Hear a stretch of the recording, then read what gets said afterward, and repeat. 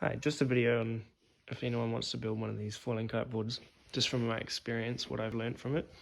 These foils are actually double the size of what the ones I post about on Thingiverse.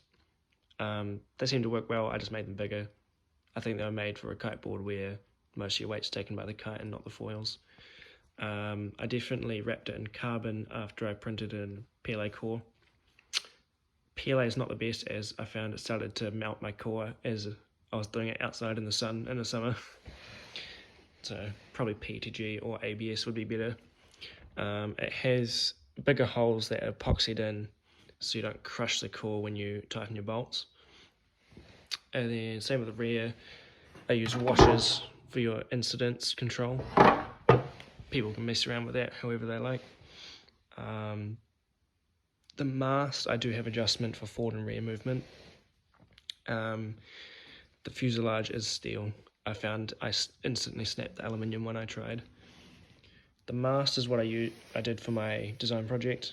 It's a 3D printed ABS core that tapers in chord as well as thickness. It has a tapered channel with carbon toe inlaid with a wrap of twill.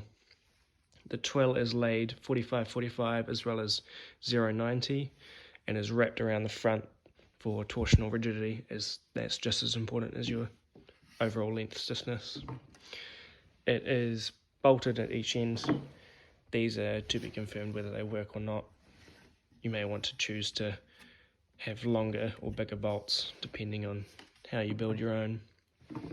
This is actually slightly heavier than commercial aluminium extruded ones, but that's just due to me using a lot of fairing compound compared to if I used a proper mold.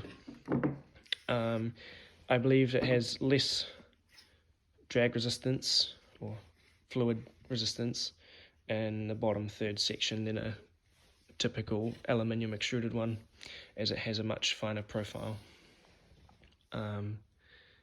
Yeah, just some tips for anyone that wants to build their own. Basically something I've learnt as I'm building mine.